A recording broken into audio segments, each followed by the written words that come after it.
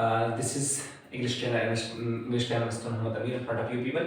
So today I'm talking about some transitive and intransitive verb. A lot of people they can see that transitive verb can be changed into passive s and intransitive verb cannot be changed into passive s. Let's see what will happen in the intransitive verb. This is totally in one concept because intransitive verb can be changed into passive s. Such like in this we are talking about. The first thing is transitive and intransitive verb. We are talking about transitive verb, and the second one is intransitive verb. Okay, a lot of people they can say that transitive verb can be changed into passive s, can be changed into passive s, but intransitive verb can't change into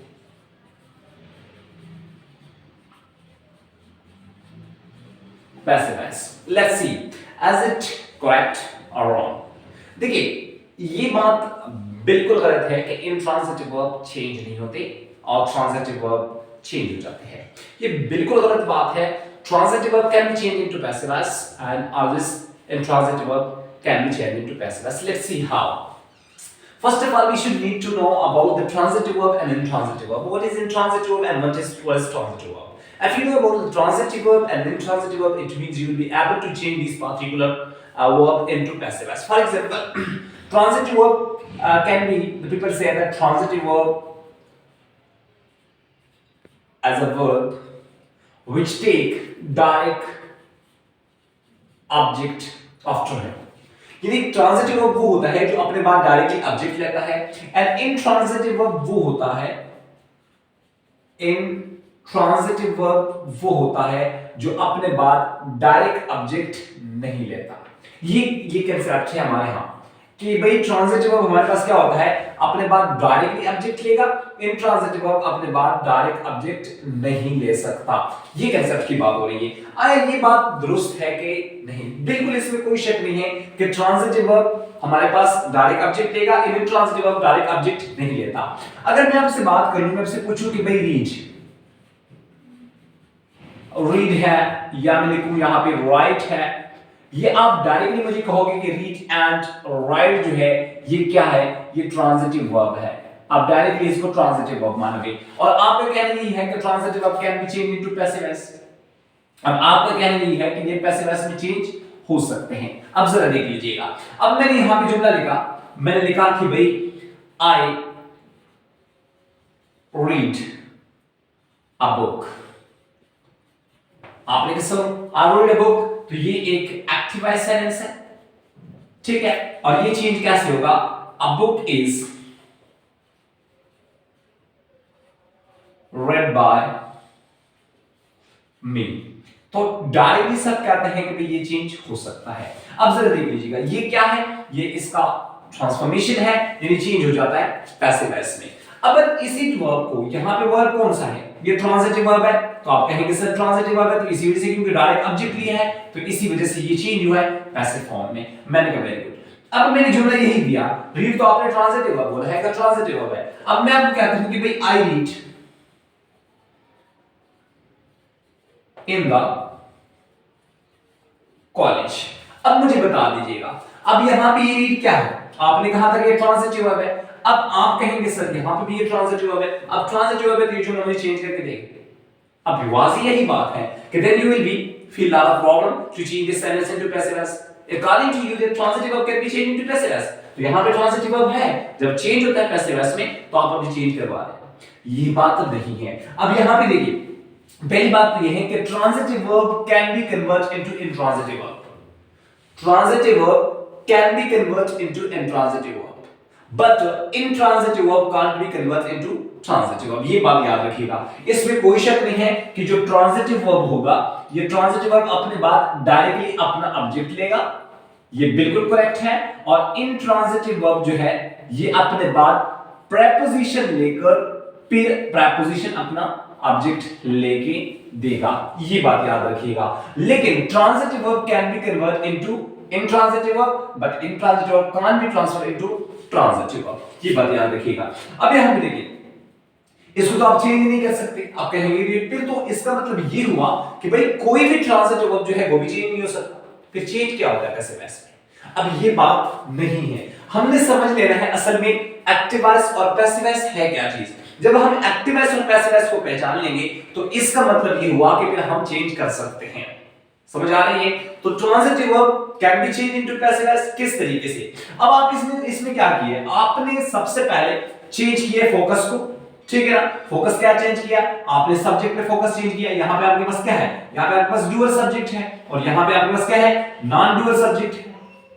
अब यहां से आपको पता चल गया कि भाई dual subject है, नॉन डुअल सब्जेक्ट। उसके बाद आपने पर्सनली एक वर्ब ऐड की है जिसको आप एज है और यहां पे कोई नहीं है, और इसका आपने क्या किया, थर्ड फॉर्म बनाया है, यानी आपने V1 को थर्ड फॉर्म में कन्वर्ट कर डाला है। और फिर आपने दूसरा भी ऐड किया है जो कि बाय है, ये भी एक्स्ट्रा वर्ड है, ये भी आपके पास एक्स्ट्रा वर्ड है। और यहां पे आपने क्या किया है, डुअल सब्जेक्ट का केस तब्दील किया है, इसका ऑब्जेक्टिव केस फॉर्म किया है, हालांकि डुअल यही भी है।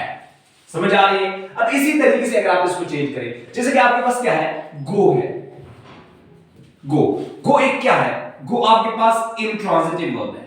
क्या है, इंट्रांजिटिव वर्ब है, इसमें कोई शक नहीं है, क्योंकि गो हमेशा के लिए इंट्रांजिटिव वर्ब रहता है। जहां कहीं होगा अपने बाद प्रेपोजिशन लेगा, प्रेपोजिशन के बाद अपना ऑब्जेक्ट लेगा। लेकिन अगर मैं यहां पे लिखूं, बहुत सारे यही मुझसे सवाल पूछा जा रहा है कि भाई ये चेंज होता है। मैंने लिखा कि भाई he goes to school, he goes to school. अब बहुत सारे लोग इस चीज से ज्यादातर मुझसे पूछते हैं कि sir he goes to school आप कहते हैं कि ये चेंज होता है, ये चेंज होता है कि नहीं? बिल्कुल इसमें कोई शक नहीं है, he goes to school as change into passive voice. किस तरीके से, अब जरा देखिएगा। अब आज का मतलब क्या हुआ कि भाई एक लड़का है, ठीक है, वो क्या करता है, वो जाने का काम करता है, कहां पे, स्कूल। ये आपको मालूम हुआ कि एक लड़का है वो जाने का काम करता है स्कूल। तो इसी बात को अगर हम ट्रांसफॉर्म करें जिसमें हमारे पास एस भी हो, तो थर्ड फॉर्म भी लगे और बाय भी लगे और सेम सेंस हो, तो फिर इसका मतलब है कि पैसिव वॉइस चेंज हो जाएगा।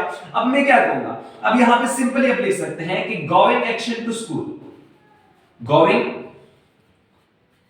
एक्शन टू स्कूल, ये आपका क्या रहा, ये आपका सब्जेक्ट रहा। समझ आ रही है? कौन सा सब्जेक्ट है, नॉन डुअल सब्जेक्ट है। जैसे कि आपका यहां पे क्या था, non dual subject a book था।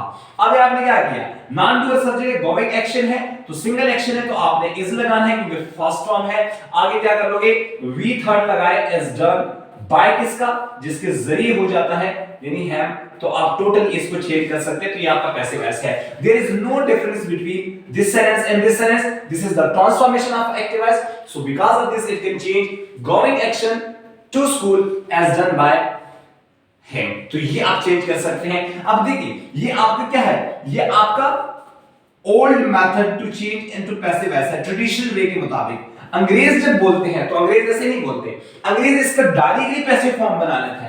अंग्रेज जब बोलते हैं, फॉर एग्जांपल मैं आपको बता दूं कि भाई I eats an apple, I eats an apple, या मैं I eat an apple, sorry I eat an apple, मैं बोलूं कि आई ईट एन एप्पल या ही ईट्स एन एप्पल, तो ये बात अंग्रेज कैसे बोलेंगे? अंग्रेज ये नहीं बोलते हैं कि भाई an apple is eaten by him या an apple is eaten by me. तो अंग्रेज क्या बोलते हैं, अंग्रेज डायरेक्टली बोलते हैं I am eat an apple, I am eat an apple, so या ही इज एन एप्पल। तो ये डायरेक्टली आपके पास क्या हो सकता है, डायरेक्टली आप इसको चेंज कर सकते हैं।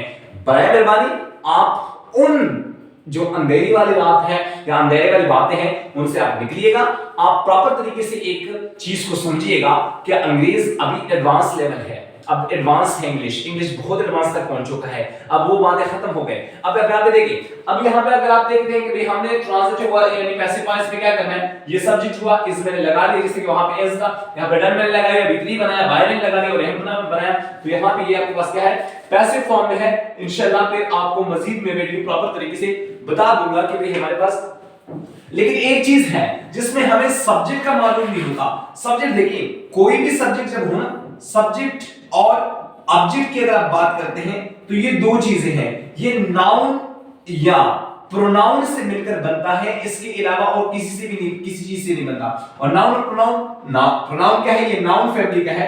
सब्जेक्ट ऑब्जेक्ट हमेशा के लिए क्या होता है? ये नाउन फैमिली से मिलकर बनते हैं। अगर आप देखें तो ये क्या है? ये आपके पास जरा देख लीजिएगा कि ये क्या है? What is done, going action. ये आपके पास क्या है? ये आपके पास नाउन फ्रेज है। क्या चीज है? ये नाउन फ्रेज है।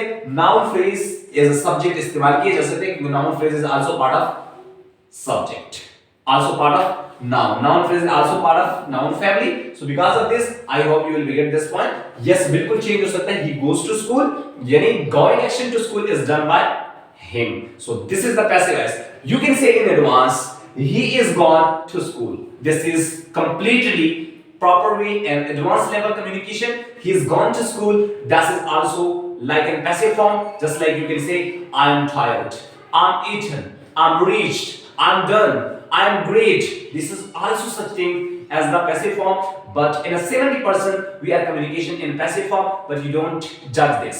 Because of this, you are educated person. Please create and provide this kind of information and proper authentic knowledge for the students. Inshallah, you will be reach at the peak of the education. Thank you very much. Inshallah, मज़ीद पे मिलता हूँ, तब तक इजाजत चाहता हूँ। अल्लाह हाफिज़, अस्सलाम।